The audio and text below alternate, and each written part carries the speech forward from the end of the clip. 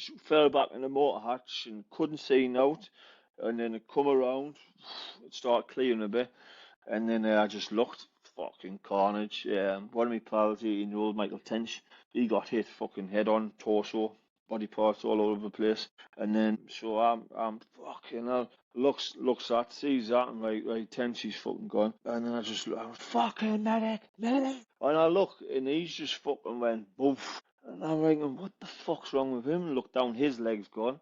So the bombs went, took his leg off, hit Tenchi, fucking torso, blew his body parts all over the place. Then next to Tenchi, his best pal, Rainey, them two were messing about. Rainey was fucking, at the time it looked like his eye was all crippled and hanging out, and he was obviously screaming, fuck, I can't see. So I just went, boom, put my focus straight on him, right, fucking look at me, right, you alright, you.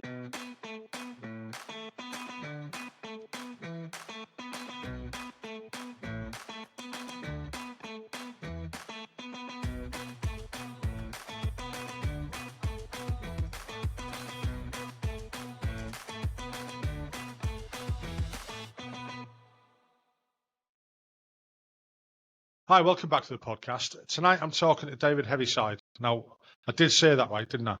You did indeed. I look at it, I think it's a Heaviside. Right. Yeah. So Dave joined the army in 2004 and left in 2011 and served with 2LI, and they amalgamated into 3 rifles. And he's going to tell us his story about why he joined. It's the same 5 questions that we give everybody else, so that why he joined, where he grew up, why he joined, what it was like, why he left. And I think quite interestingly what he's done since, which is what we'd like to push on this podcast as well. So, hi David, how are you doing? I'm great. I'm sat in Belgium. So like I say, I haven't done any prep for this or out. No, it's the that's first fine, ever mate. podcast, so yeah. I just thought I'd come on and just get amongst it and see how we'll get on. So yeah. You never know. You might end up a podcast star. Yeah. I doubt it on here, but you never know. Right, so like I said, it's the same questions that I ask everybody else. So if you just want to give us a bit of a background on where you grew up, what that was like, and what made you join the military. Right, bloody hell, good question. So, I joined when I was 16-year-old. I mean, life before that was I had a very, very difficult upbringing. Family was disorientated, like obviously you only had my mother there and stuff like that. Growing up was a real struggle. As a young child, I got into the wrong crowd. Basically, when we're in that kind of life, when we're young, we're left to our own pretenses. There was a lot of domestic violence going on in my family with my mum and my dad, and my dad left when I was young, and so it was just it was pretty much a very hard upbringing due to a culmination of things, right? And I just seen the path I was going down personally, and I thought, what was I? Because we were running around, we were getting chased off helicopters, we're buying scrap cars, but basically I seen a lot of people getting locked up in and around us. I was 13-year-old hanging around with all the older lot. Yeah, got into a certain amount of trouble. Basically, out of respect for my mother, I just thought this is fucking going to end up bad. Obviously, people are already getting locked up in and around us. So, and I just thought, I'm going to need to do something. And then, funny enough, I think it was a couple of weeks later, CID pulled up and says, "Look, you're gonna go to jail very soon. I think you should go in the army." And then he offered to actually take us down. I'm thinking, "Fuck, what do I do here?" And you know what, obviously, like I was saying, it was right, out of respect for my mother.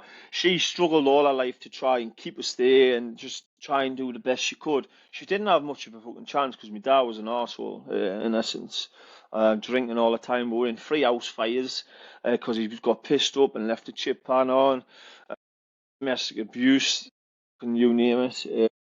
And then he left and just fucking disappeared in New Zealand, and then there's us running around crazy. I think about it now, it's mad reminiscent, to be honest. So that was the reason I actually think, fuck it, I'm going to go down there. 16-year-old, very young, and then obviously went to the careers office, and that's and I got pointed and directed to 2LI, basically, and So like, they've already in the mind, they've got what they want you to Yeah. go into, haven't they? Yeah, And well, that was especially if in they've got Durham. quotas to do, yeah. And that was in Durham, that. And funny enough, I tried to take one of my nephews down there. It's not there anymore. But anyway, so because of all that, and I just thought, out of respect for her, she struggled, and I'd seen people getting locked up in and around us anyway. And we were just fucking out of control, and I just thought, right, that's getting done. And so I joined, and then I went to Basenborn. Basenborn was like a young boy soldiers training, and then went Catterick. And then from there, that's the reason I joined. So what was going to turning with training like? Was it obviously it'd have been a bit of a shock for you? Because if you've had more previous experience in the military, you wouldn't have really known what to expect. No, it's a complete culture shock. And looking back now, I'm thinking, fuck, that is mental. Like you don't even know what anything is really at 16-year-old. I've just literally left school. Not that I went to school to be honest, but yeah. But I literally just left school. It was like boom, straight in the army. You know what I mean? And it's like. And you look back and I think, now, fucking hell, it's a bit daunting, like, yeah, massively, just because you've got. I mean, bear in mind, like I mentioned there, that the family I was in, like, with my and all the past, it wasn't like a tight knit. It was just fucking hectic and everything, everything all over the place, basically. So then going to this regimental place where you're fucking getting. Bear in mind, we got tortured when we were at training, like none of this shite to do now, to be honest. They would burst through your bedrooms, rip all your kit up, and fucking chuck you in and just torture you, basically. Break you down, in essence. So that's what they do, break you down and build you. They want you to be, So, Yeah, I yeah. mean it's the same. I mean everybody says when I was in training it's worse than what I joined in 1985. And it'd Yeah. have been completely different to you. Oh, And definitely, it right. wasn't. You know what? It really wasn't. I've Yeah. spoken to guys who joined the army in the 60s, and we spoke about basic training with them, and it's not so different. And even I've spoken to people who deal with training, like recent recruits and stuff like that. Yeah, it's different, but it's still you go along with like what you'd say with social norms now. It's a Yeah. very even going back to 2004. That's what 21 year ago. Bloody hell, Yeah. was that maths? I've done maths then. The that's it was very different then to what it is now. Mm. Yeah. The Yeah. world has changed so much. So much has happened. You're Mm. talking Iraq, Afghanistan. You're talking Trump. You're Yeah. talking all the governments. Everything's changed in the world.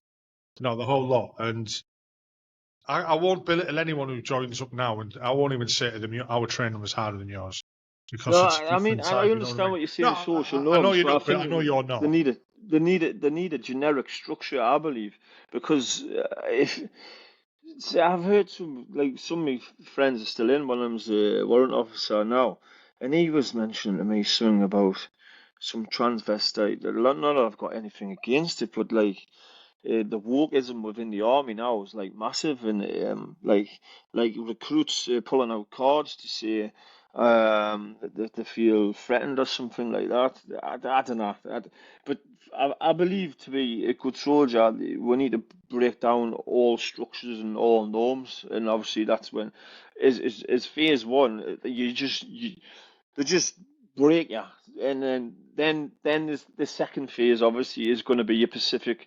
Right, I'm an infantry soldier. I want to learn tactics, how to do my rifle, everything from top to bottom.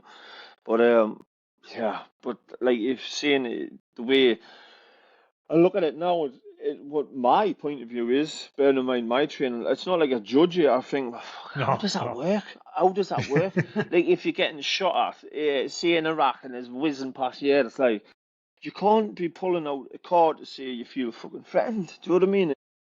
In my eyes, so I believe there's got to be a generic structure where you are broken down and you go through shit. Do you know what I mean? And that's because you're going to go through a whole lot more shit if you become in one of these situations where one of your pals is being blown up, or you're getting shot at, or you're getting IDF 24/7. You know what I mean? it's something what I might become comfortable with, but I don't know about the certain training at the current moment. I don't know. But I mean, I'm looking from my point of view was when's it going to pan out? When is it going to pan out when we maybe learn them lessons? I don't know. I really don't know, to be honest. What did you find all of a sudden, like, you're growing up, you haven't had much discipline in your life, and then all of a sudden you had the discipline of the army. You know what How it did is? you I react to that? believe, especially for infantry soldiers, I believe the best soldiers come from the worst backgrounds, and I took really onto it because I had a sense of direction. It was like, right. I mean, I didn't have a father growing up really, and then you join it. It's a group and it's a team effort. And like you join like a family. You know what I mean? It's in essence, and we all got each other's backs, and you're all in the same shit, so you might as well laugh about it. There's no way of getting around it.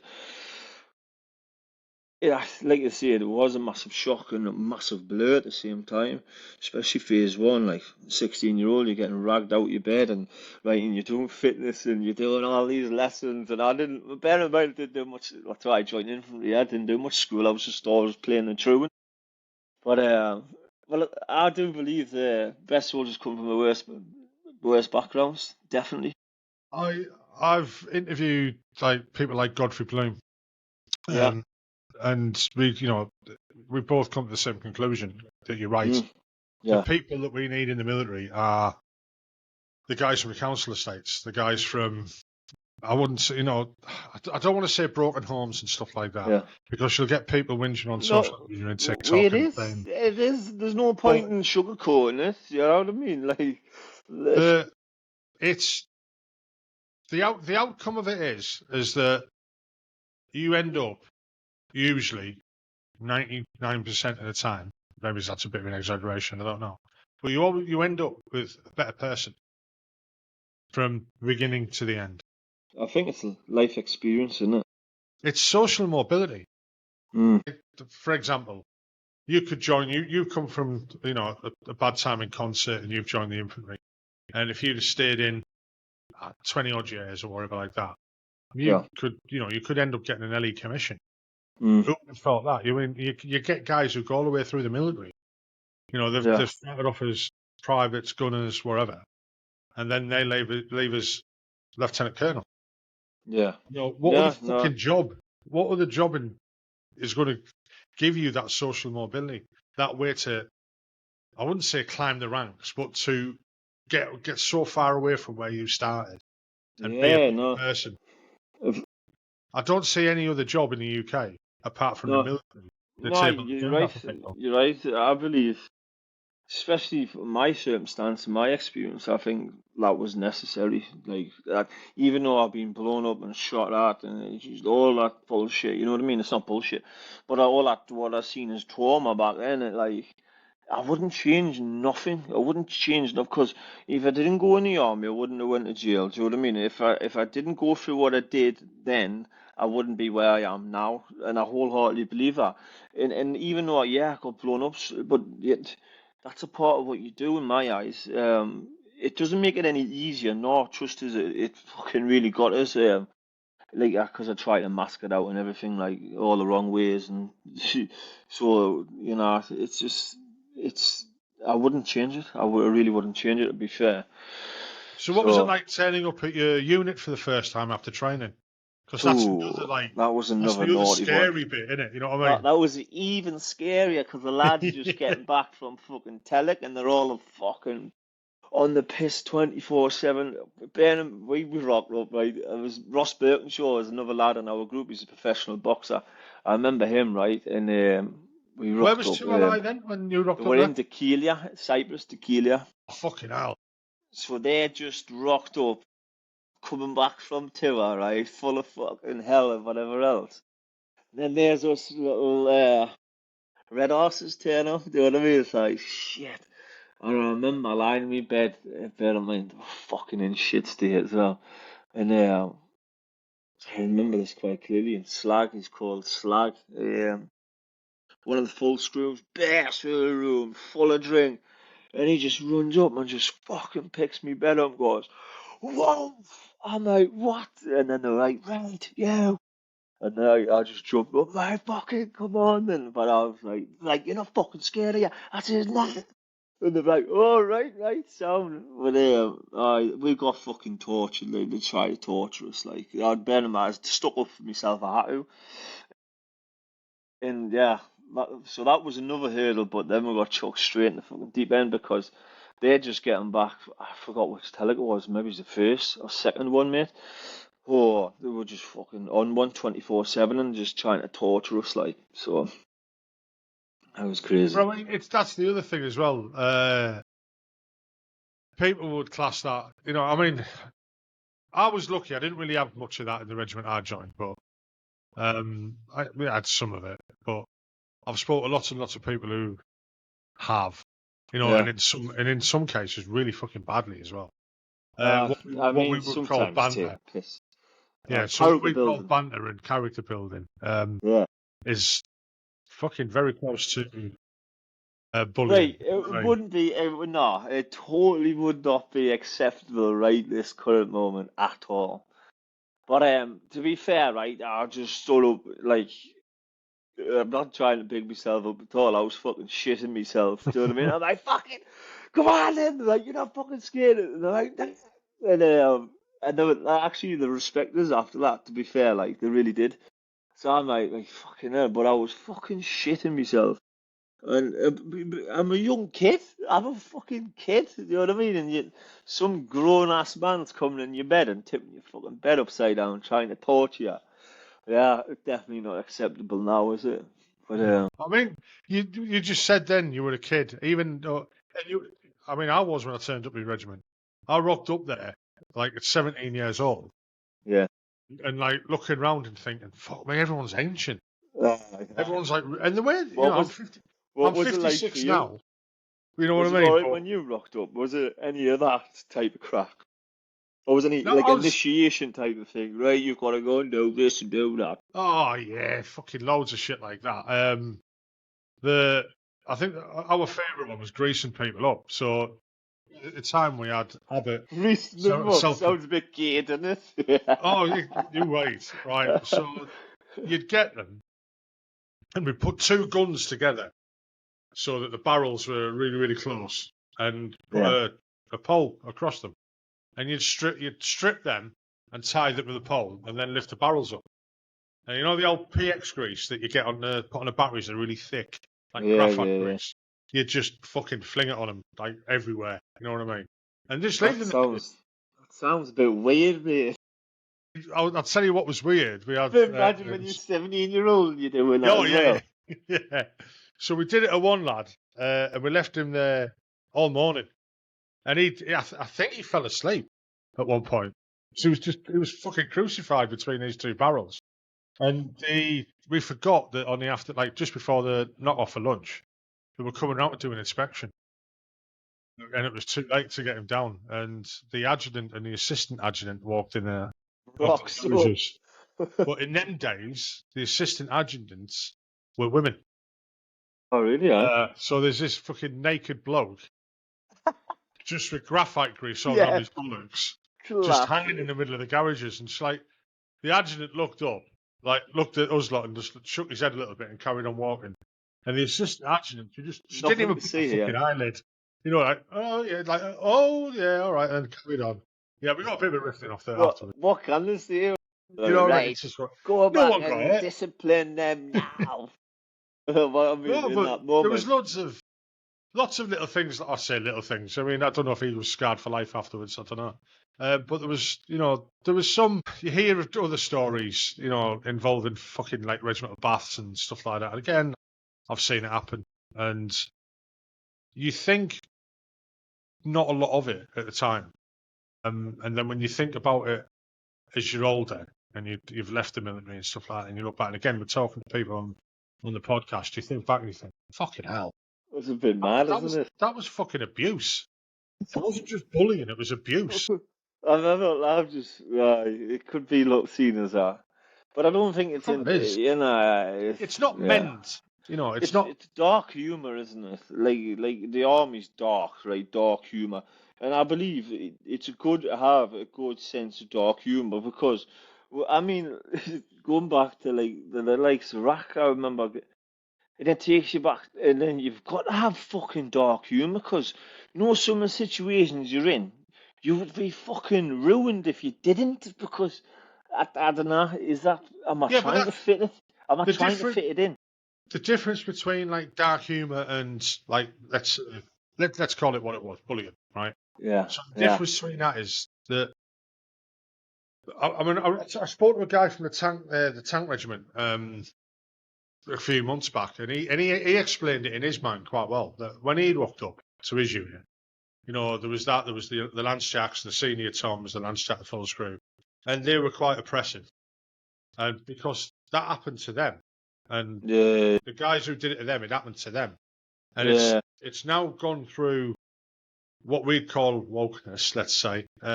It's gone through a different arc now, where because it didn't happen as much, it's less prevalent, which is a No, good yeah, thing. Which is a good thing, yeah. you No, know. But I the understand. dark humor side it's a different thing, I think, and we I, do I'm have a dark I'm humor. only speaking from my point of view. You know Yeah, what I mean? But but like at the same time, if I didn't stand up and stick up for myself and go, fucking come on, then if someone was put in a position like that and they're like, yeah, I'd see where it could be fucking really bad because someone would be fucking shitting themselves.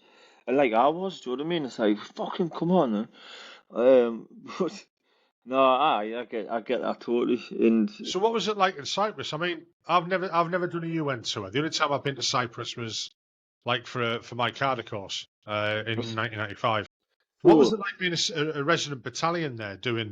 What's the role, the job? I think I done about 6 to 8 months there max, because we were due to move back to due to move to Edinburgh, Redford Barracks.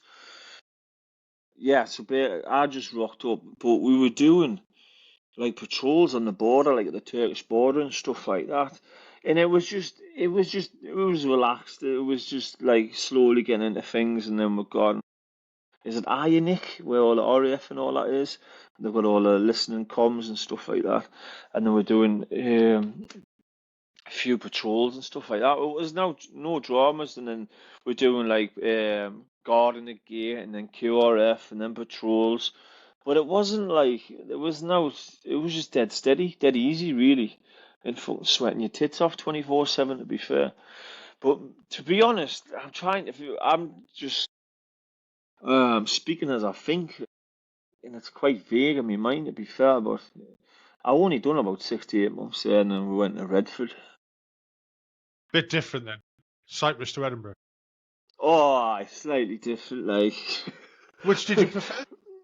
Yeah, well, Edinburgh, definitely Edinburgh. But the Pinton Hills, I loved them. Well, yeah, most of the time. But Edinburgh's like close to home, so like on a Friday after like CEO's fitness, everyone's like wacky races down the A68, fucking ram, falling jumps over them big hills like that. It was a bit crazy. But yeah, I enjoyed Edinburgh, like to be fair. And It's one of just my when you're saying there that Friday afternoon bomb burst. When you served in Germany, I always preferred serving in Germany to the UK. did you? Huh? Right, Yeah, right, much right. better. You're closer with everyone. Yeah. Like because you're living with each other all the time. You're in and out of each other's pockets. You see each other all week. Nobody fucks off at weekends. Ah, he's all got Type to of go on thing. the piss somewhere, go here and go Yeah, there. yeah. We used to call them. You end up a closer regiment or a closer unit. I think. Then when Yeah, you we used to come back. So we were like you. We'd move as a whole. We yeah. could stay with the regiment for fucking ever. We'd just move Mm. on out plots and stuff. And we'd come back to the UK, and then the the the regiments would change completely. I wouldn't say the mentality, but the camaraderie and everything. It wasn't as strong because Ah, on a 'cause weekend, everyone's bailing gone. out. The Ah, place was best time to attack the fucking British Isles. Wednesday afternoon, Friday afternoon till Sunday. Till when Sunday everyone's night. bugging out. Yeah, because everyone's at home. So fuck it. I remember because we used to live in the northeast, obviously. But then there's lads from right down south, like they were just like orphans or camp orphans, weren't they? Like poor bastards. Sorry, lads. I feel a bit sorry for them, like. But they had like a monumental task to get home, like, which is crazy, yeah. But Did you get involved when you was at Redfern Barracks? Did you get involved with anything with Edinburgh Castle and stuff like that? we had God, we had to do parades and all that shit. Enjoyable? Yeah, I've got some mad memories. I don't know if I should tell them. Well, as long as they're legal. Wait, no, it's legal, but it's just yeah, shit. Yeah. But we had to go to the castle. We had to go to the Scottish castle. It was a bit crazy. But I would guard duties and stuff like that, and getting all the number twos and all that on. It was all right, mate. It was all right. And the Edinburgh Tattoo were heavily involved with all that. That was all right. I mean, Not what it that's something seemed that doesn't happen a lot, like for a soldier. like. The only time I ever got involved in anything like that was we used to do a thing long before your time. A thing called the World Tournament down in Right. Wales Court in London. And the only involvement I really had in it, I used to do tug of war, and we'd go down there and do the competitions there, and that's where we used to do the. Oh, you was taking part, You was getting amongst it. Yeah. Oh, that And sounds decent. then you'd have the naval gun teams down there and stuff like that, and then bands and it was a tattoo, Uh, just the same as what happens at Edinburgh Castle, but it was all indoors. It was great. we we We weren't used we to love weren't that. taking part at all. Like we No, just had to like do all security and guard and stuff like that. I think did what we used to be drilling a lot. So I think we done one of the parades. We done one of the parades on the tattoo itself. We done that once. it's quite a proud thing to do, really. It is, yeah, Yeah. it was good. What I can remember, it was good crack. And we've done a lot of guard up there, guarding the gates on the night and locking up everything. So we had free reign in the castle in essence, so we could go where we want up on the top flags and everything like that. But it was decent. Sometimes we'd go like when the lads are on and like we'd show our lasses around. You know what I mean? Yeah. And everything So. that entails, yeah. Yeah, I Yeah, can and imagine. I can imagine. well, lad, that's it. Like, what should have fucking say no? Like, right, so, it was Come with me and I've got something to show you. Yeah, I know you. it's a nice place like this. I've been back up there. It's reminiscent, mad, isn't it? And you've got the Royal Mile and stuff like that. And then gone out on the piss with the lads. We remember you still because we all had short back sides, and everyone's like trying to hide and not. Like, no, lads, not tonight, because all the lads used to just fucking scrap on all the time, didn't they? So, well, by the end of it, they just knew you're a squaddy, fuck off, you're not getting in, like. So, we used to always try and blag it and mix in with, like, civilians and that, and, like, try and befriend people to get in, but, yeah, it was always a mission. It was always a mission. Well, it was a good mission, like. So, Mad, what was that. your first tour like? Was that you said that was Iraq? No, so my first tour, I was 18-year-old, and it was in Northern Ireland. Oh, Went right, okay. to Besbrook Mill. That was in 2005, I think it was 2005. Besbrook Mill, and then so we're doing all the patrols in Besbrook. We're doing the hard stops and the lynxes. We're doing pattern of lives and Romeo 1-3s. So we're doing like a rotation. So we do Romeo 1-3 for weeks on end, and then we'll do patrols, then all that kind of stuff. I have some good memories from there, like, and yeah. I mean, I know. So, like when in my time, back in Roman times when we wore fucking sandals When and I stuff. was a lad, When when I I was a was lad, a yeah. lad. So when I joined, there was not a lot happening. Right, not Yeah, a lot happening. The war had finished. yeah. Ireland was the only thing that Still was tasty island horizon. then, like, yeah. Fuck aye. Yeah, the it was like your first tour that you did, and you thought, "Fuck me, it's real now." You know what I mean? Aye, aye. It's kind of weird walking around streets that look like your hometown. That look like, Aye, it is surreal, like you're this. like fucking hell. I couldn't Yeah, imagine. Because I'm originally from Hartlepool, so yeah. I couldn't imagine walking around Hartlepool and walking around the corner and a guy walks around with a weapon. Like fucking hell, they probably do now. But I'd probably do. I was just not seeing that. It's fucking worse now. It's like the Afghanistan. No. fucking hell, suck all that. It's quite a surreal moment as well, but it also kind of makes you grow up. How brings did you you home, find man. it? But bearing in mind that you've already, a lot of your battalion's already been out to Oh, Iraq I and loved places it. like that. I proper For loved it. you, That's when I for you, proper would it have turned been? green. Yeah, I loved it. I was keen as out, mate. So from that, like I was at a certain time, I was the youngest lance corporal ever in battalion in my regiment. Because we were fucking keen, we were like dying to get stuck in. We're reading all the PAMs and all the tactics and da da da da da. And then I got put on. That's when I got put on an NCO carder. Rocked up there, bump NCO carder. We'd done a pre-NCO carder in Ireland. Forgot where it was. I know it was in up Ballykin. yeah, Why we not done Battalion, pre-NCO? yeah. Well, I think we done a pre-NCO there. So we just, every night here in Brunbon Freeze, me and my pal Craig Swan, just constantly reading all the drills and all the palms and all the tactics, and we're proper green, like, do you know what I mean? And we loved it, like, proper loved it. But that's all we did. We just loved the army and everything about it. I mean, I mean, it changed. Even in Iraq, I still loved it, you know. But then it just flicked something, and it's like ooh, and you start withering awake slightly, you know. But I that was my first tour. But yeah, I really enjoyed it. And then like Lynx helicopters were doing. Did you ever go on the Lynxes in Ireland? Did you? I nearly Fucking fucking mental, fell aren't out they? of them. They're fucking mental. I Well, remember, right? They were I'll, flying, I'll, right, hold on, lads, and they just yeah. went, woof, and they just cut the engines out, right, and just fucking dropped, and you're floating by this time. It's like, ah, fuck off. And then they go at the floor, and then we used to do hedge hopping, and then in between bridges and a lot. It was class, Well, but I it's loved it, funny you like, mentioned Romeo 1-3, right? yeah, Um, I was I was at Romeo 1-3. I was working. I was doing the ops route on my last tour. I was doing the ops route, but I was also doing the working in the SIG store as well. yeah, So I yeah. was doing the crypto changes and the battery changes. Oh, yeah, yeah, I've been flown up to the Romeo Towers. You get dropped off.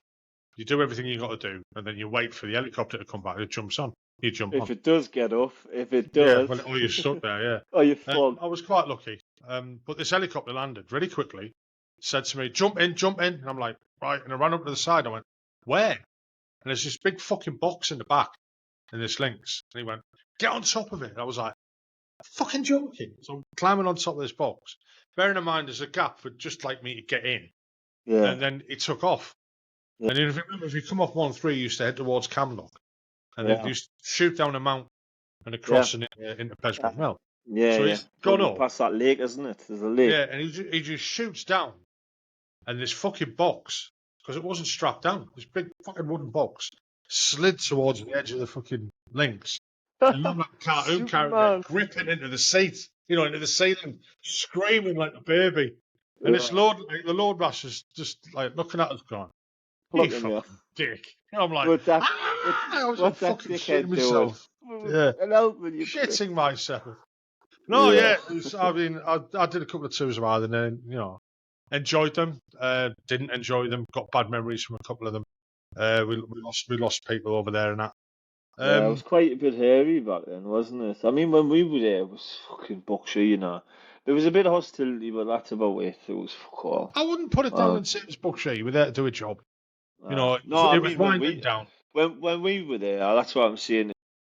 There was the potential there to go off it, right? It was Yeah, always that. It always was like especially you're wearing your thingy plates as well, your big armor plates, stop at 50 cals. So not that anything's going to stop much of them, like to be fair, no, but yeah, no. they're It was tough. towards the end when it was winding down. There was still, especially where you were at, Mm, in Armagh and that around that area. There was still a threat.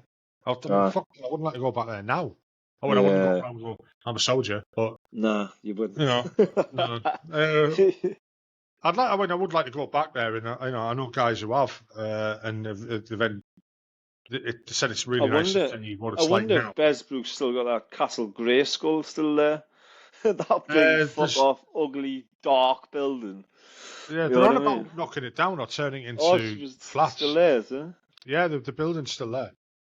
There's talk of them turning it into flats and industrial units, but it's too far away from anywhere for it to to be worth We used doing. to, I mean, we used to drop in there. We were mainly on the towers and stuff, really, to be fair. But we used to hate going there because it's full of all the head sheds, wasn't it? So you got to be all here, prim and proper. But when we Yeah, were on the towers, we were we were supposed just to in as our well. tight. We were in our tight knit team in the towers, so we were just eating right. We were training every fucking day, and we were learning. Like me and my pal Swanee, we were learning all our tactics for the junior and show cars. Proper bang into it, good routine and that. Yeah, fucking hell. Brings So back what was it memories. like when you just got warned for Iraq then? Got home from Iraq, No, I got warned. Got warned to oh, go to Iraq. I couldn't wait. Couldn't wait. I loved it. I did love Iraq, like, honestly, loved it. Uh, we rocked up.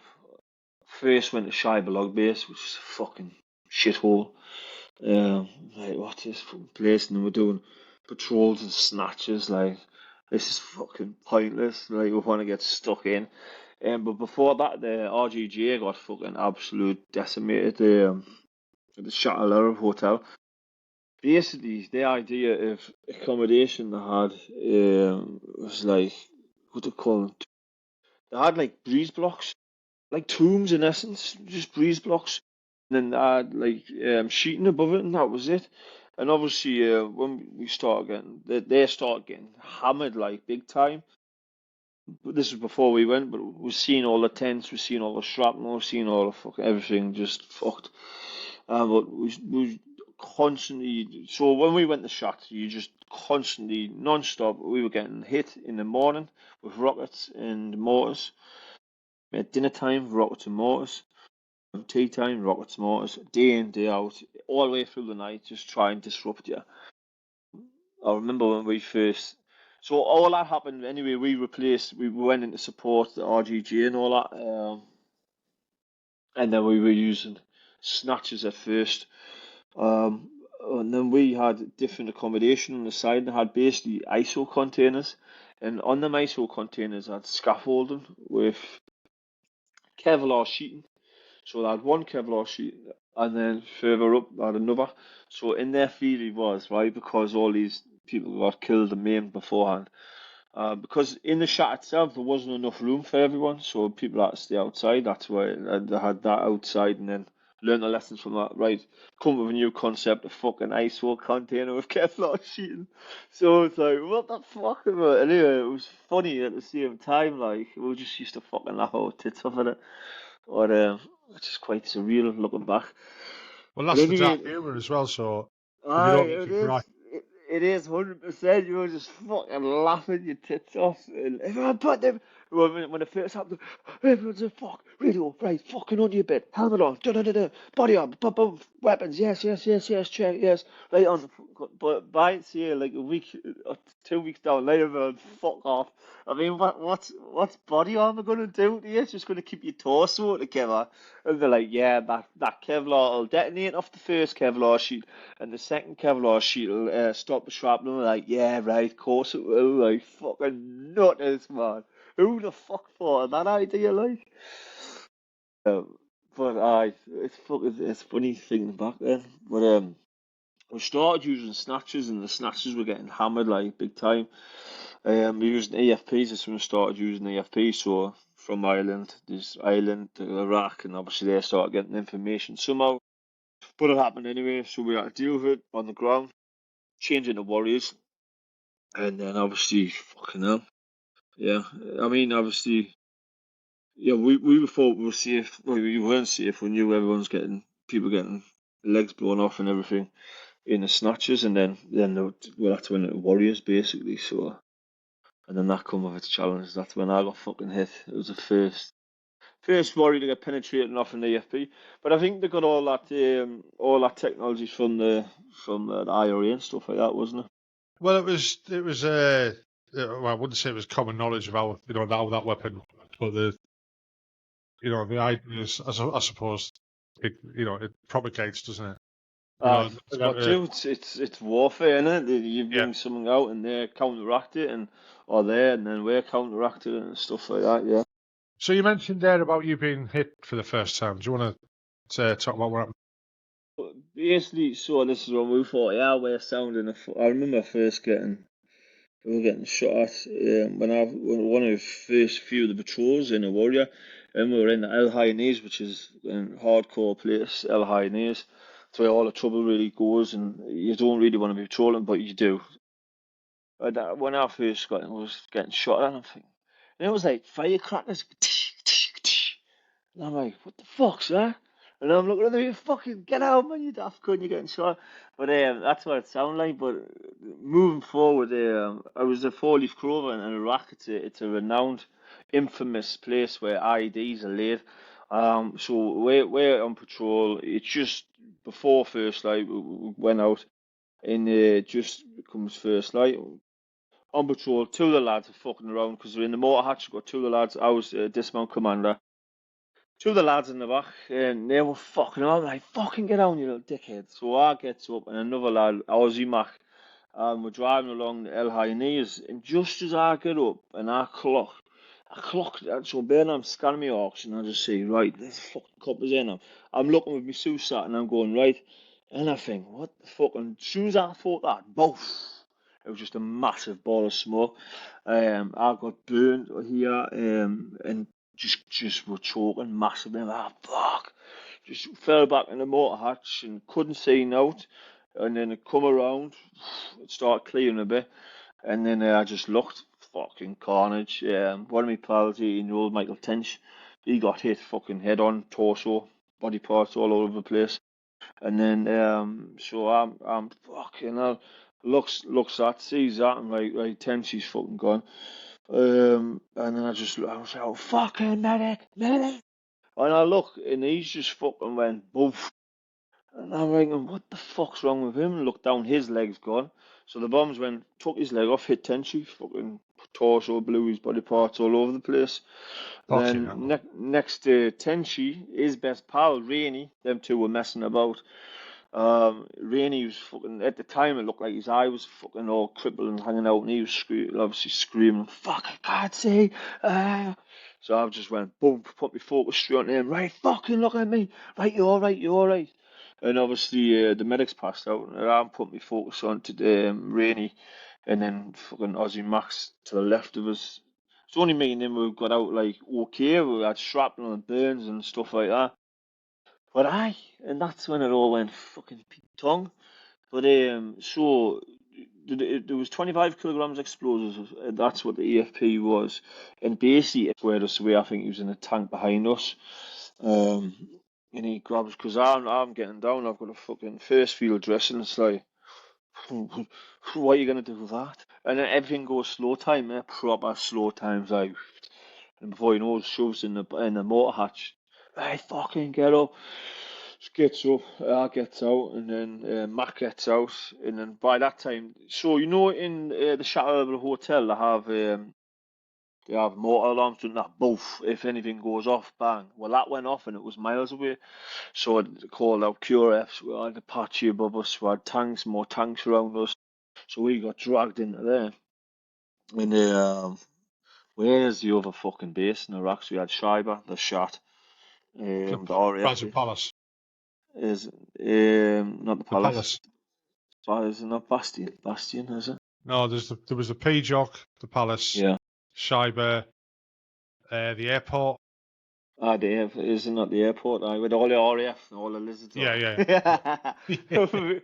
That's another story. Fucking rocking up after all that shit, and they're all in civvies and that eating Burger Kings. But anyway, we was going today, and so fucking yeah. Me and Rainey got chucked straight into hospital. Mac as well. But no, I didn't know where Rainey was. And I'm like, where the fuck's he at? Where's he at? I need to know, obviously, see if he was fucking still alive. And then it was a day after that, we put Tenchi. I carried him onto the coffin in the hearse. So sent him away. And then I'm like, right, I want to fucking get back out. Rainey was still in hospital. Mac come back out with us as well. And basically, we got chucked back in a tank, right? And we've done a VP check on where I fucking got blown up. I'm like, who's having a laugh? I'm like, right, fucking hell. Fucking hell. And it was like, somebody didn't think that through, did they? nah, I don't know if they did it on purpose or what. But well, I mean, I'm glad they did, because imagine if you didn't, you're going to be in your mind, But fucking yeah, I wanted to get fucking stuck in me big time. Like I was ready to go. Like, um, and yeah, I remember we're getting mortared one of the times, and me and I mean, sorry to interrupt, but that's just happening, right? And like you said, they put you straight back out. And obviously, you were young, dumb, full of cum, wanted to get fucking out there and, like retaliate or to act like that. Did fucking anyone sit you down and go, "Are you all right?" no, nah, I don't think they did. I think we might have seen a Padre maybe had a bit crap of us. Do you know when we were lying in hospital beds? I don't think it's at that current moment. I don't think it's actually going to do anything because your mind is in complete fucking God knows what. It's like right, get out of it. I don't know if that's training or what. Yeah, I think maybe it sounds a bit fucked up, doesn't it? Really, when you think, well, because like it I'm is. just when I'm reminiscing. Because it When I is fucked believe, up. I think it's got to be necessary because what you're going to do, sit down, are you all right? Well, no, man, I'm fucking actually not. I'm just seeing my friend get killed right in front of us and my medic's legs blowing off and my pal's eye looked like he was fucking hanging out. You're not going to think, are you all right? What's that going to do? Fucking hell. This is fucking surreal, like. But we got back out, got back into Basra. What they used to do, used to have dickers, didn't they, on the phones. Right, fucking 100 meters forward, boom, boom. We were on guard, and this is not long after this cunt, right? We were on guard on that gate, and then these mortars start coming in, right? Fucking hovering. And all we hear is the lads fucking right, we fucking get up there. So bear in mind there's fucking mortars coming down. We're like me and Frankie Mason, I think it was. The fucking trace is going down like that cunt. Well, he just jumps on and just fucking let rip, like, let rip. I was like, right! Um, fucking hell. Aye. I don't want to say too much. But, I think we've got fucking, some people got interviews. But no, it was just fucking, it was fucked up, man. I mean, even in Iraq, you go around, man. If was it fucking necessary to be there? I don't know. I don't think it was, to be fair. Like, I've had that um, conversation a few times on this all that podcast, fucking and bullshit, and I mean, look at the way things happen, man. You go and fight these fucking wars, and our lads are left getting left to fucking rot, man. Pisses me off. Yeah, I and I mean, it mean, was, we look back now. When we went there, we were told to go there. I was there 2003 for the initial invasion and stuff like that, the mm. liberation, as we were led to believe, for the weapons of mass destruction and stuff like that. Whether it was right or wrong, wasn't for us to say. We just do our job and do it to the best of our ability, and I enjoyed it. And I don't know anyone who fucking didn't enjoy the first Telic because it was the war. Fucking doing our job. We were firing them guns, and we were winning. We won. And and then, I believe like I mean, a lot of soldiers join for like strength, to strengthen and to honor and protect vulnerable people. That's what I joined for. It was like, right, I'm part of this team and I'm fucking ready to go, and I'll fucking die for people who need help. Do you know what I mean? And then I look back and I think, you know what it is? We got fucking fucked over, really, to be fair. I agree. Totally agree with But you. The yeah, weird thing for me with that was that, like, we rocked up in Basra. I mean, you're on about the Al Sharo Hotel. We were the first General, ones there. And, yeah, we literally fucking, hello. We went yeah, in. We couldn't go in the first night because they yeah, hadn't cleaned it. So we were all just parked outside. The yeah. next morning, the engineers went in, cleared the place because they went through there at night time. And then they just went, right, go and find a room. And we were just fucking walking around the hotel. Yo, Like, we're yeah, going, what room should we mad. have? Me and my mate walked down the corridor, and all of a sudden, this fucking little Arab lad jumped out of a room, and we were like, fucking, like, pointing my fucking gat at him. Yeah. And he just, like, he was a young lad. He was about fucking, I don't know, 17, 18. Shat himself. And all he was stood there, he had a painting of Saddam Hussein in one hand and a rolled up carpet in the other. And me and my mate, like, looked at each other. This kid was looking at us, and we just went, go away, go away. And he walked out the back door of the hotel. We Imchi, thought, Imchi. what the fuck did he want a bit of knackered carpet for? You know, I understand they want the picture of Saddam Hussein and probably put it on eBay now. Because you've seen the poverty over there, though. You've seen Oh, yeah. outside. Yeah. You've seen how good it was in that palace, right? And then you leave them gates, mate. The comparisons fucking immense, Oh, you no. know. But I mean, So that's probably why he was there. You know what I mean? It's like at the end of the war, we like half my unit went off to the L4 to guard the old derricks and stuff like that, and half of us took the vehicles up to Scheibe to get them ready to go back. yeah, And one night, a signal came over saying, right, tomorrow the country's dry, everyone's dry tomorrow. We were like, what the fuck? We're about dry. I went, could we have a drink? And they were like, drink. no, there was an off. Believe it or not, right? This is Off. crazy. There was an off license in Basra, Yeah. right? Really? And I know for a fact because I've been to it. Me and my mate jumped in a Rover, just me and him. We'd got a collection off a load of lads off where the vehicles were, and we fucked off into Basra. He knew where it was because he'd been past it on a patrol. We pulled up outside this fucking dingy fucking shop somewhere. He walked in. I'm sat in there, like, what the fuck's going on? Getting surrounded by a crowd of people. And a car drove into the back of me, into the back of the Rover. I shit myself, jumps out. It cocks me right in that. And as it turned out, the guy who, you know, people who've heard this podcast have listened to this before, but the guy who drove into the back of the Rover, I thought, shit, the boxing me in. He was pissed. Oh, was he? The Right? What, local going was to get pissed. some more drink? Yeah. So the locals dragged him out of his car, gave him a fucking kicking. Give me a hide. I looks over, and there's my mate coming out with fucking 3 crates of beer, followed by 2 locals carrying 3 crates of beer as well. What the Throw him in the fuck? back, throw him in the back of the fucking Land Rover, and shot back to Shiver. And like, that's Yeah. what we've got. That's fucking no, it's, alright. When we were there, we couldn't go rock into a shop and get a drink and that. The second time I went, there was nothing like that. No, either. Yeah. But it was literally, it was like, you've got one night.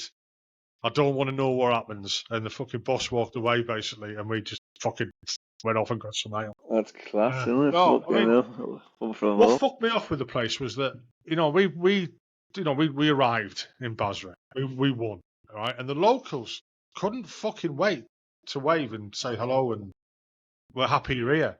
And then within months, weeks even, it fucking turned. You know, the people came down from the north and infiltrated the people who I think there was a lot of Basra. pressure off different. I think when you take Saddam out, I had them in check. We not them. Yes, he did. I mean, he ruled with an iron fist, didn't he? Yeah. So you've got all these potential factions now. They're all want a fucking bit of power. Do you know what I mean? So I think and everything now was... then all these different factions are putting pressure onto normal civilians, and then it's just like whoa. I mean, it's like it was treated wrong. It was dealt with badly. The foreign policy from, let's say, America, because it was them who made the foreign policy for the place. It was just handled like shit, and it went to shit. I mean the whole operation is just totally questionable, especially if you look at facts now and the likes of Tony Blair and all that, just spinning to get people in our population on side and then weapons of mass destruction. And I mean, fucking hell, as a soldier, you fight for your country and that strength and that honour, and you want to protect people and stop this. But then you think, fucking hell, you've been spun a lie in essence, haven't you? I do believe that. I mean, you know, Iraq is now a better place than it was. Now it is now. You know, not That's through good to us invading it. Yeah. You know, we cause more damage than. Oh, mass. You know, but it grips me shit that. Right, if you want to compare, like, say, Afghanistan and Iraq, so, you know, at least there's an outcome. Well, let's I'll go back a little bit further. Let's compare, like, say, Northern Ireland, Iraq, and Afghanistan. So Northern Ireland, it didn't end the way we wanted it to end. You know, fucking very much not. You know, we wanted to take all them people out and get rid of them. Yeah. You know, my mate Stevie Restrick was the last guy killed in Northern Ireland. The guy who shot him when and he was caught, you know, he got life sentence plus. He was released within 18 months on a Good Friday agreement, you know, and that was a big pill to take. Yeah, yeah. But look at Ireland now. whether we agree with the way the peace process happened or whatever, it worked. And there's it's a peaceful place, and it'll never go back to how it was. The people who live there now, it's been peaceful for too long. They don't want the troubles anymore, and it's great. Yeah. That's good to see. I mean, Iraq, you maybe still got I'm not fully versed in Northern Ireland, to be honest, but I think there's still be potential. Iraq, you've got where, all right, it took longer, but there's almost normality there now. There's still sporadic bits that happen. If there's a live map you can watch online called Deep State. Oh, is there? Yeah, and it shows you conflicts around the world, and there's parts of it for Ukraine and stuff like that, and you can see what's happening. It's done by like open source intelligence media and stuff like that. It's quite interesting. And you'll still see sporadic things happening, especially in northern Iraq with the Kurds and the Turks and stuff like that. Which doesn't be in the news. But the majority of the countries is almost normal again. You can live there, type of thing. And then you look at Afghanistan.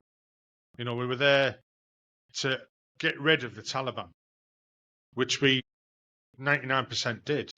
Yeah. And then all of a sudden, we've just went, no, all right, it's all right.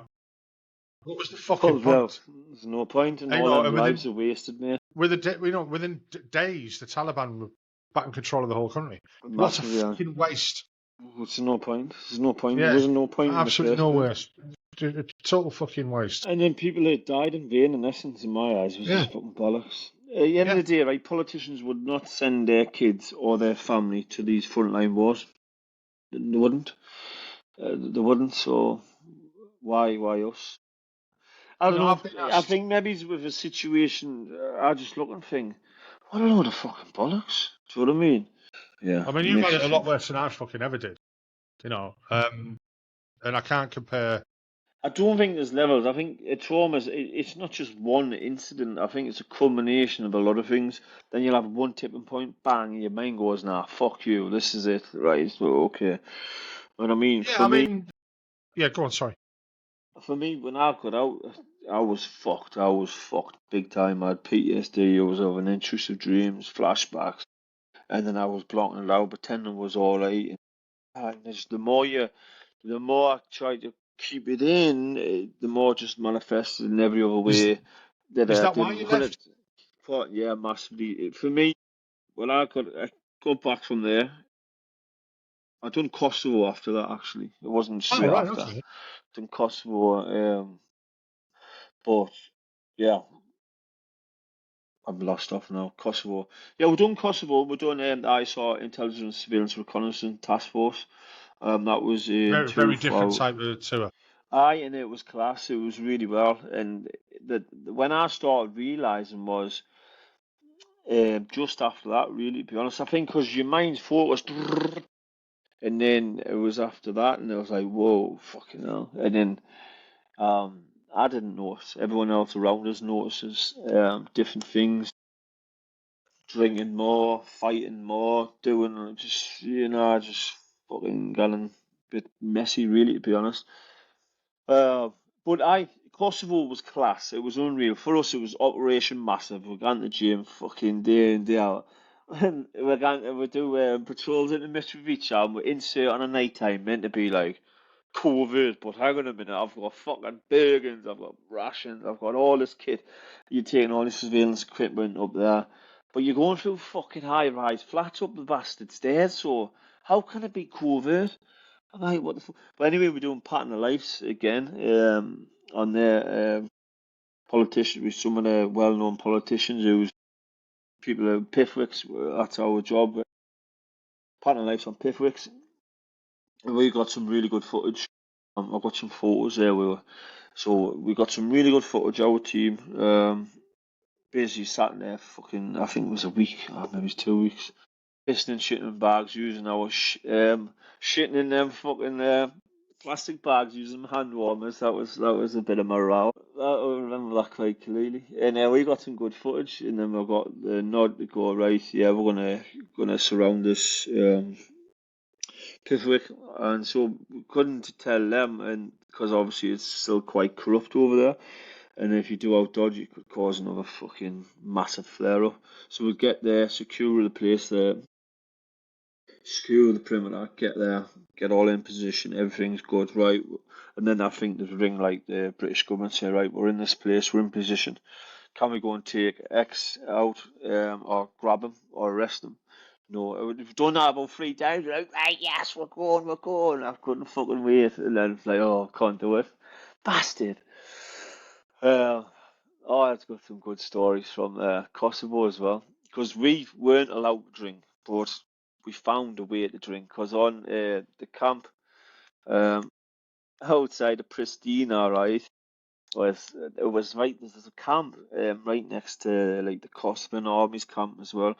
But then you had all the other regiments, like different support regiments, and they had like a mini bar type of thing, but we found a way in there anyway, so we were getting our drinks and that. And some of the lads, right? Some of the lads went fucking just basically fucked off outside, and what happened now? One of the basically two of the lads went missing, and they went on the piss down fucking Pristina because they had too much. I mean, what? And there was fucking hell on. And, what their tale was, right? They just went down to Pristina on the piss. I might use on fucking tour, but there was fucking mass hell on, and they had to like they were looking at ringing the Prime Minister and stuff, fucking to try and get like special forces over to try and look for these guys because potentially it could be fucking massive dramas. But anyway, the rocks up, one with one fucking trailer covered in mud. They reckon they grabbed a bus or something like that and they got back that way. And I'm thinking, fucking hell. What else? Some other messy thing. I got demoted in that tour as well. This was before. This was before or after. I don't know where we were going, but anyway, we went for. I can't even remember what the fuck it was for. But anyway, we ended up fucking off, and we tried to get back out, and we are going through all these fucking camps and that, and there's some bloke, Kosovo army, comes running up, he's fucking shitting himself, right? And I'm like, shit. So he's got a gun, but we looked, he had no mark, and I've just started fucking laughing at the gun. And he's just shitting himself, shit. But when we were doing ISR Task Force, you got these like special cards, like, yeah, we're ISR Task Force, look. And they're like, no, you stay here. I'm like, nah, turn around. But I had to get through this fucking razor wire, mate. Razor wire, and there's me and Big Mac's fucking about 6 foot, massive from down south. So I get in first, and then he's trying to get in behind us. I end up back there, and I end up stitching my leg. I've still got the scar here now, but that's bringing back some memories. Fucking hell, I thought I forgot about all that. But that was Kosovo anyway, and then come out of Kosovo. As I went there as a corporal, I come out as a lance jack. So I was hell on. But Shit then happens, after doesn't that's when I started realising my fucking head wasn't. I think everyone else realised, and I just went down fucking hill basically, downhill, just fighting, drinking, everything else. it? And Did then I anyone got pull out. you to one side and like? No, they didn't. No, they didn't. It was straight after Iraq. We're doing. The lads went to Afghan. I couldn't go because I'm fucking chops and changing here, there, and everywhere. It's coming in my mind. I'm not really That's the way spoke it about. happens, mate. I'm not really spoke about. But we had to do funeral burial, so I'd shrapnel in my legs, I had compartment syndrome, and it fucked all that shit up. And we're doing funeral burial parties, so for the lads in Afghan, so I couldn't go. So I was like, right, he's got to do this, and then that fucking set loads of mad shit off. I think for me personally, if I got the right help at the right time, because I was pure green, I fucking loved the army, and then I just started fucking fizzling out, mate, big time. I'm trying to fucking think of the proper dates now. My head's full of mush. But I just trying to fucking put everything into place. But that's where it went downhill pretty much, and I got out in 2011, and then just fucking went bad, went really bad. And then I had to find my own help. Because when you get out, you don't get any direction. I think they're more on the ball now, aren't they? Especially with the rifles. Got like always a rifleman. you got different organisations. But when you go through a certain amount of shit, or it doesn't happen to everyone. Like I say, it's not. I don't believe it's level. I think it's a mental thing, and there's a certain amount of things happen. There's be a tipping point. That tipping point is it's not happened to you as a person, so it doesn't matter what that extremity to this. And I would always level with anyone with any type of trauma. It's not about levels. It's something what's tipped you over the edge, and your mind doesn't know how to process it. That's why you've got your fucking flashbacks, intrusive dreams, memory loss. You got your hippocampus, amygdala. I've done a lot of CBT and all that, and then So how yeah. did you? So did you go and seek help from your doctor? So I was getting told of everyone in my family, look, you need to get some sort of help because I was drinking, I was fighting every weekend, just fucking pulling the pin basically. And then I got to a stage where I just didn't even want to be here. I was like, fuck this, because you don't know when you're in that little dark place. You're just in this little bubble, and there's no way out. And I think I took drink and everything else, just going fuck off. You know what I mean? And I was just like fighting all the time. Yeah. It's a bit fucking mad. But yeah, and then it just come. I had a pain on the way, and it was like, right, fuck. And I woke up one day and I thought, I need to do something. I need to do something. And then I went and approached the Royal British Legion, I think it was, and they put me on to talk changes. Went to talk changes for a year and a half, doing cognitive behaviour therapy, CBT. So that's where I learned about your hippocampus, your amygdala, and your mind, and this and that. And the guy who done that, he'd been doing psychiatry for like 25 years, CBT for around 8 to 10 years, I think it was, he said. So he's a very experienced guy. And with my trauma, we were due to do EMDR. Yeah, If you heard of EMDR, yeah. I've known a I few people who's had it, and it's really been good for them. it's good, massively good. Well, when I eventually done it, but that's what I'm getting to. I was with this guy, so a year and a half doing the CBD sessions, and then it come to do EMDR, and he says, "Mate, look, your trauma's too. I can't take you through it. I'm not experienced enough." Bear in mind, I had a bairn on the way, and it was like, "Fuck, what do I want to do?" It's like they can't help us. Do you know what I mean? So then that just chucks a load of shit in your face as well.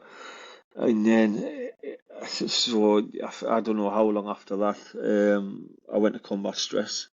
I went back to the RBL, I think it was, and I says, look, I fucking, they can't help us. Like, what the fuck? By this stage, I was fucked. I was gone, like, um, yeah.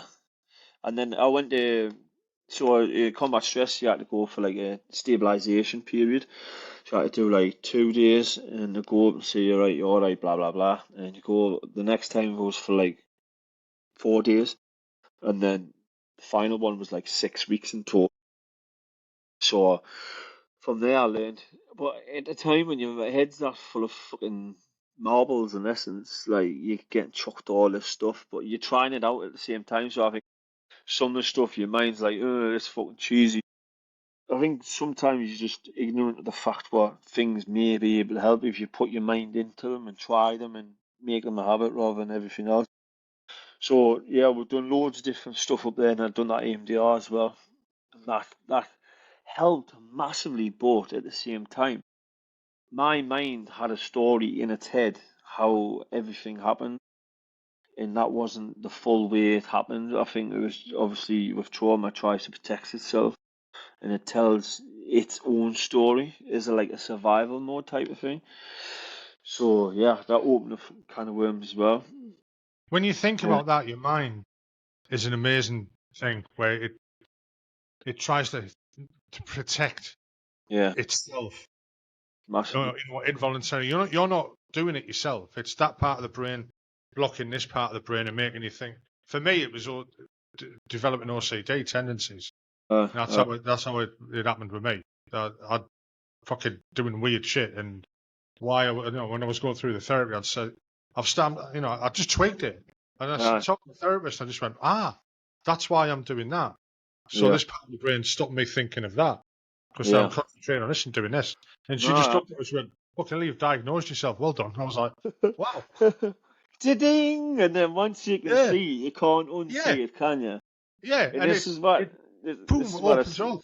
Aye, this is what I see to some of the lads and lasses. When I streak a lot of lads. Like I finish work and I'm checking up on people and I'm doing this and I'm sorting this out. I mean, I've got a canny fucking crazy fucked up CV, right? And I use this to like this is why veterans activities for mental health. This is why I've come around to do it. I'm thinking, you know what it is? Fucking, I've been through all this bullshit, this and this. I can understand people. I can resonate with people a lot easier than someone who wasn't maybe's been there. Do you know what I mean? Not that I'm expecting them to understand, um, but I think with squaddies, everyone tries to keep it in the mind and like it's just like. But I believe if anyone comes up and they're really bad, right? One thing, drink any drugs, none. If you train, if you take away drinking drugs, and if you train and have a routine every day, you will you'll probably feel about 50% better in my eyes, definitely. And I think as squaddies, you need a sense of purpose. You need to get up. You need to do something. You just drilled in, yeah. So if you've done 27 years, it's in your fucking cells. You need to be doing something. It needs to be a structure. There needs to be this, that, and that. Do you know what I mean? When you come up the army, be like, ah, fuck, what do I do? Do you know what I mean? You don't get like everything's done for you in the army, isn't it? Your food's made. You fucking yeah, you got to make your bed and bullshit. But everything's set out for you. Everything's planned. Then you come into Civvy Street, you've got finances, you've got fucking make your own food, you get your own accommodation, you've got fucking. No wonder people fall into the shit, is because you get just, you're out there and that's it. Like, fucking, you Not ready institutionalise in for it. essence. Yeah, yeah. Aye? I mean, You it won't. didn't hit me till like recently. I mean, I've been out 12 years, and it didn't hit me till recently. And then looking back to what happened, like let's say my story or whatever, it actually it did hit me a lot earlier. Well, I didn't know it was that. You know, I turned into a bit of a recluse and this, that, and the other, and ended up I didn't like to go out anywhere. Aye. And again, for me, it was like we spoke about before when we came on. And guys who listen to the podcast are probably sick of me fucking talking about this, but um, for me, it was grief, Mm. right? The not accepting the end of something, and not just like fucking my marriage at the time, but the end of the army. And Yeah. it took that long Mm. for that to sink in. And when it did, I didn't understand what was happening. And Yeah. it wasn't until again, like another 5-6 years later, Yeah. that I understood why I was doing that then. And Yeah. I mean, I wasn't, I was a fucking idiot. You know, the things that was happening, but it was down to that. It was down to, like you said, not being prepared. And I was prepared to leave. I was looking forward to it. I'd done Yeah. 27 years. I couldn't fucking wait. Aye. Yeah. But that's the way it goes. So what made you? You've mentioned the veterans activities for mental health that you run. So how did you Yeah. come about that, and how did you get funding for it, and what do you do? Oh. Right. So come about, my ma passed away about 3 years ago. Bear in mind, I look back now and I think, what the fuck? Even to like not so long ago, mind about 4 years ago, I was stable. I like stable. I sound like a fucking nutcase, don't I? But I was okay, right? I was at a fucking so I come out the army, right? So I was fucked say for 4 or 5 years, PTSD and everything else, just going off the fucking rails, fighting, fucking violence, everything you name it. Um, and fucking getting stabbed 3 times, open concert as well. Funny old place. But just and then basically my ma passed away, and I can look back now. So I retraded. So 5 years, I set myself a goal. Right, I want to fight. Because I come out from combat stress, and it was a journey from then on. Right. Um, like I say, it was a struggle after that MDR, and I was trying to put all that back into place. So I thought, right, I need to set a small goal. Right, So I says, right, I want to set up a fight, I think it was. Right, I want to do white collar boxing or something like that. So that's why I still do it now, because it helps you massively. So there's my goal, right? There's my target, right? I need to train. So that gives us a sense of purpose, right? I want to do this. Once I've done that, I'm thinking, right, what else can I do?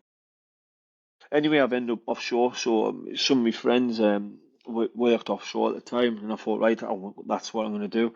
Put my mind to that first course, second course, and then here I am now in fucking Belgium. But so I've been doing that for like 10 years. I used to work offshore, then oil rigs, jack-ups, vessels, 5 weeks on, 5 off. So I'm not an English guy. Sat in a vessel with loads of Russians, Malaysians, and fucking Dutch. Mad. Well, good experience nonetheless. But constantly just reinvesting in myself and set myself little targets. Bop, bop, bop, bop. And so anyway, fast forward. I just keep on getting lost, don't I? But fast forward. My mum passes away, right? So normally, I think with my mother, she was like she had COPD and she had that COVID. So that just wiped her out. She went downhill after she had them jabs. That's all I'm going to say anyway. But I advised her not to, right? Because my mum what she'd been through in life. She was stuck in the house all the time because she had maybe mental health problems off me dad and off our upbringing. You know what I mean? So it was like, and I was always trying to like egg her on. But anyway, she was struggling massively, like, and she's passed away. Instead of me going what she like when she passed away, I held her hand until she finally went. I made a promise, Ma. I promise you now, I'm not gonna go off the rails. Just please go. You're gonna be in a better place. God's honest truth. That's no word of a lie. And that's what I did. And so the reason for that is I thought "Well, I can't go on the way I fucking keep on going off the rails, thinking fuck this, fuck that. You know what I mean? I wasn't even present. I was just like my mind gone elsewhere. Whether it was in work, fucking, it was just gone. So then I thought, right, I'm going to do something. It was December last year. I was doing like meditation and stuff like that. Sounds a bit cheesy, I know, but then I think, right, this is what I'm going to do. This is what I'm doing. And then I had it as an idea, and I thought, fuck it, boom. Quickest way to get like fully legal was a CIC, which we are still now. Going to be structuring as a charity this year. That's ongoing. And I just thought, instead of going off the rails and everything else, I thought, right, that's my focus to do that. And this is how that come about. And because I've been through all the trauma as a kid, before the army, in the army, after the army, I've been in fucking like domestic abuse, all that, and then like all the traumas, all the drink, just escaping your mind, violence, crime, this and that. You know what I mean? I understand people, especially, and I think I can use that to help other people, especially our veterans. The God's honest truth. That's what I'm doing it for, and is to just help people. At the moment, I don't. There is a lot of help out there, massive lot of help out there, but it's just there's just a lot of bullshit around it as well. To be honest, there's some like big organisations are just rinsing the money and if Yeah. 100% all went to the veterans, then fuck me, you wouldn't have a lot of these problems.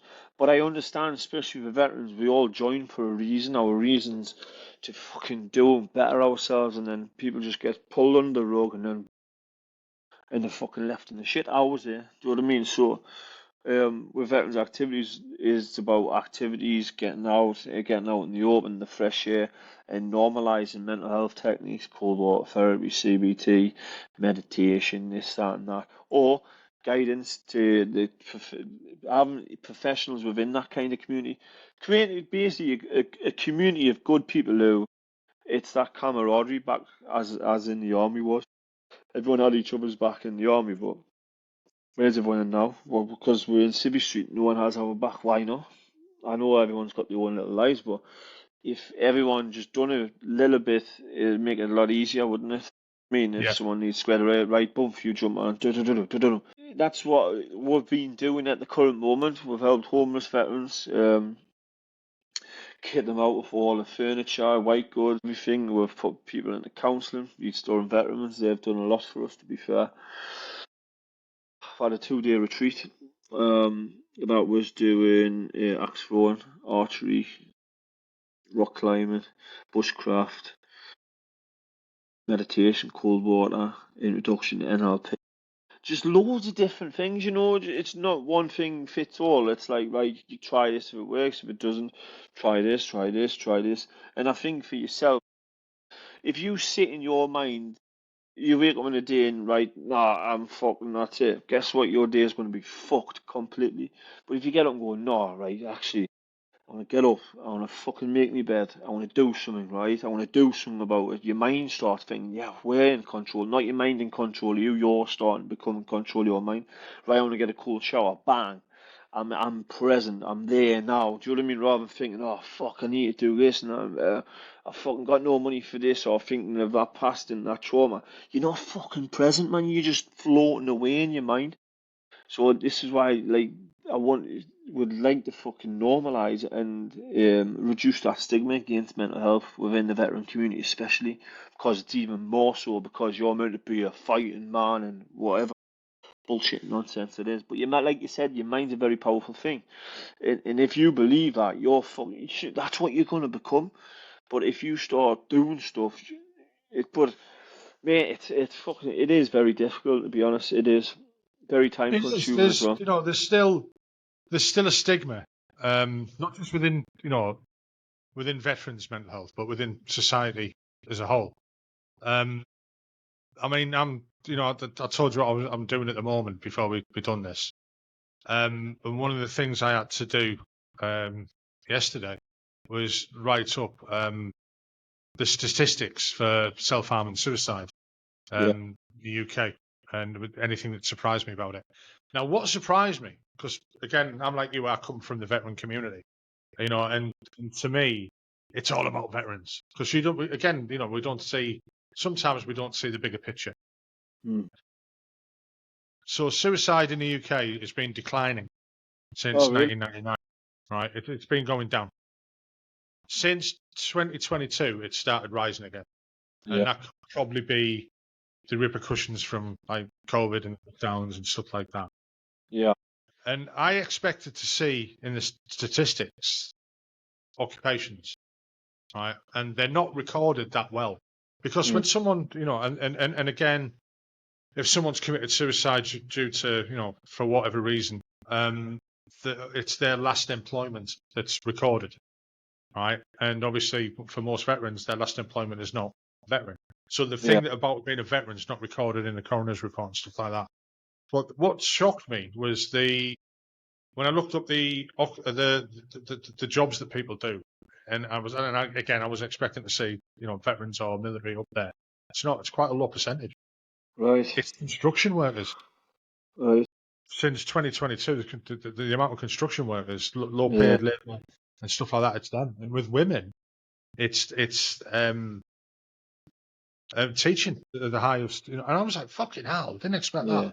But again, because I'm nowhere trying to belittle anyone or take away from any guy who's suffering and stuff like that.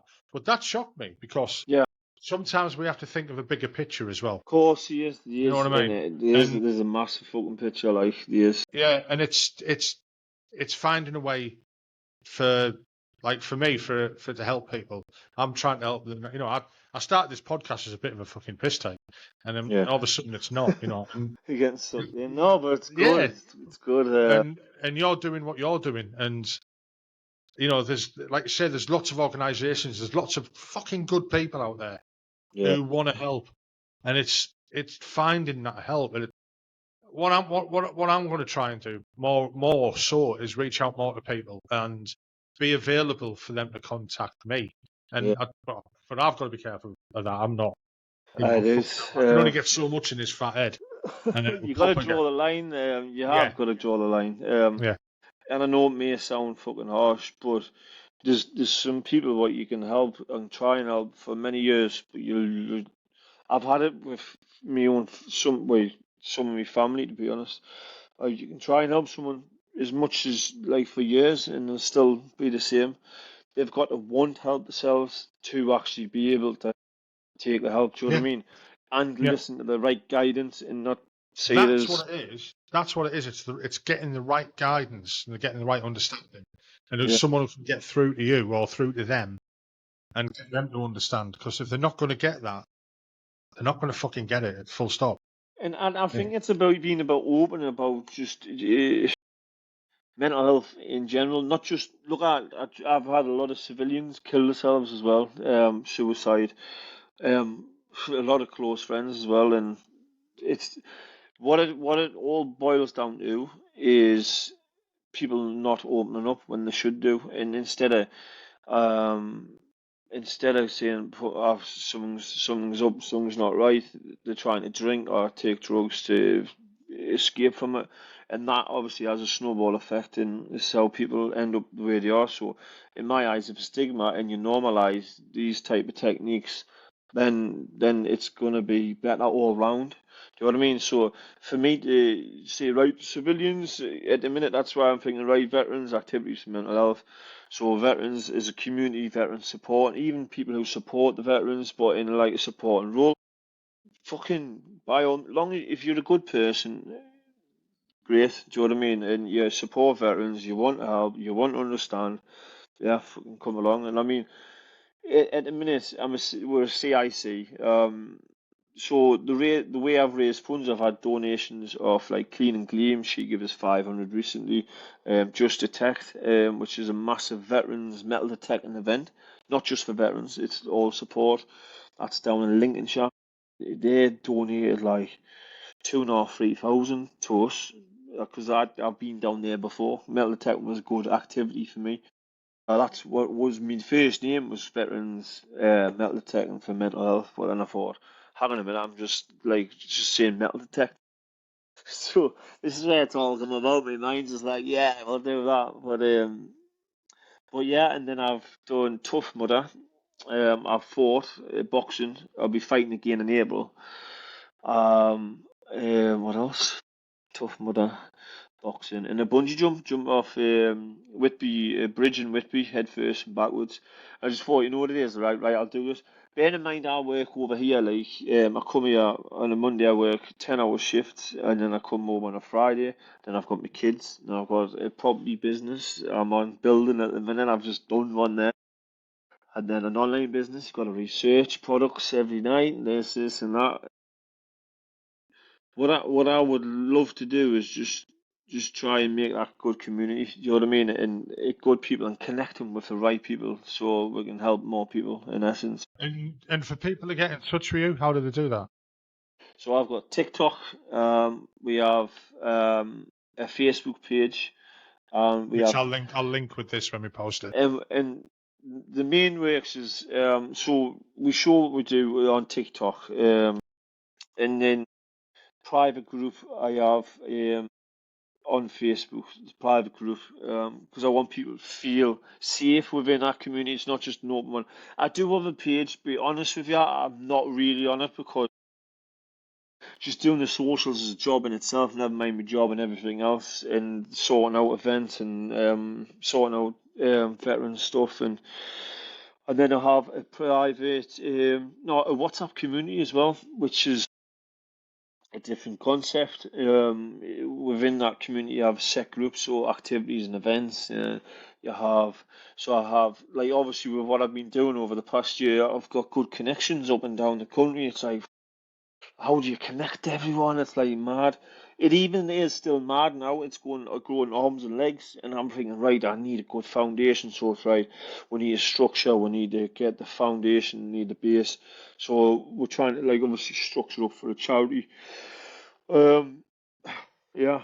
So on all the socials, yeah, the main ones is Facebook private group and WhatsApp.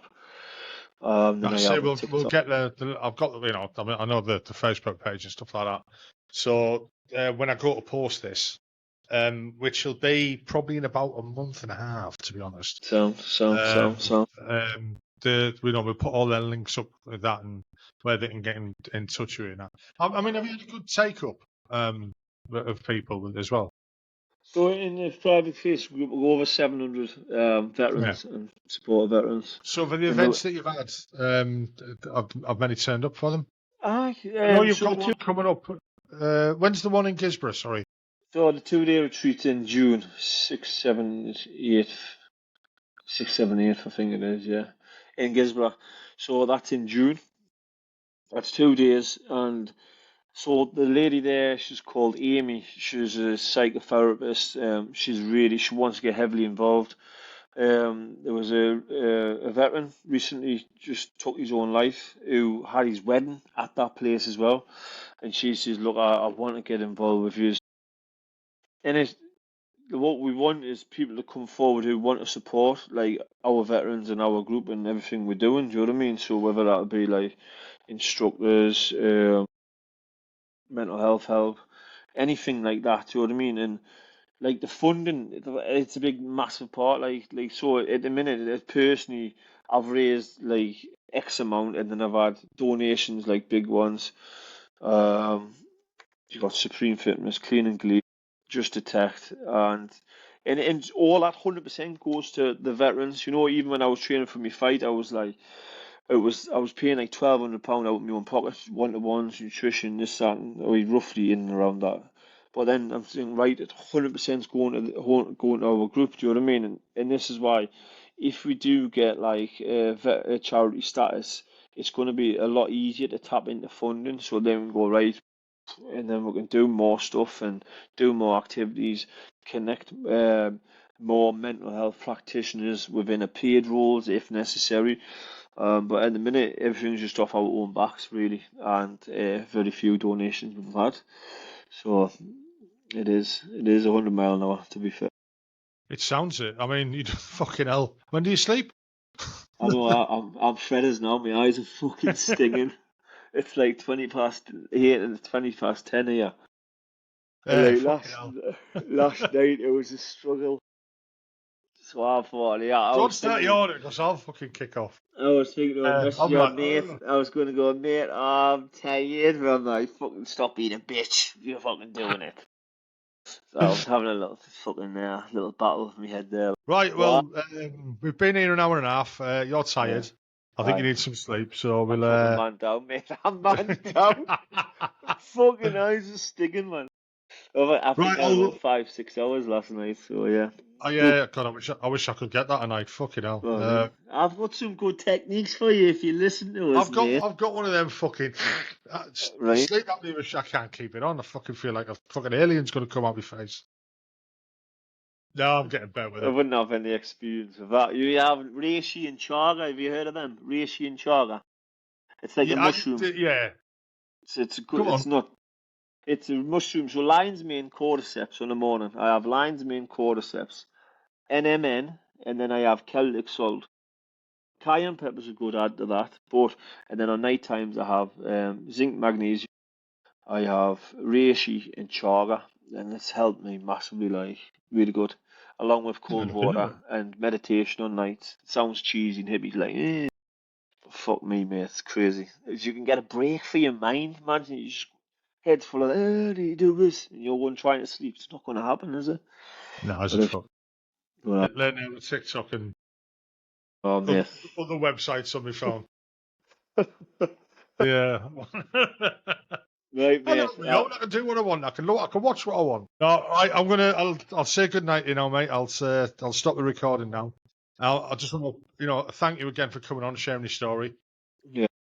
Like I said earlier, that I don't prep for any of this, and you didn't, I just hope I sound all right, mate. It's been a natural conversation. Right. It's been great. And again, like I said, I don't like research people. I ask volunteers to come. I don't research them because I like to hear the story. I didn't know what had happened to you in Iraq. When you said that, I was quite, fucking hell. I was like, I mean, I'm quite open. I'm quite open about it, and you know how I know I've actually come to terms with it because I can speak without pulling emotion. Like I'm not I'm not asked what anyone thinks about me anymore. Well past that stage, a very long time ago, and this is why I'm very open about who I am, what I've been through, what I am, and what I'm all about.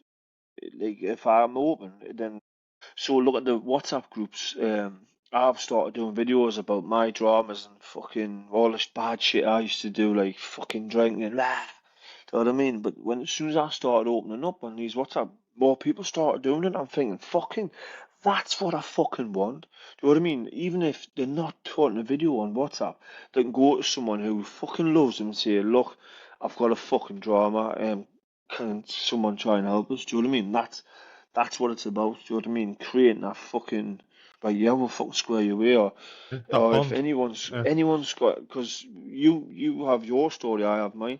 Someone might resonate with you, right, and go, fucking hell, mate, fair play, you're fucking doing good, right? What you doing? I'm doing this, and this. If you need a hand, give us right here, and just guide them through it. And I believe if you're opening about yourself as a person, as a being, then fucking more people can go, fuck, aye, that's right.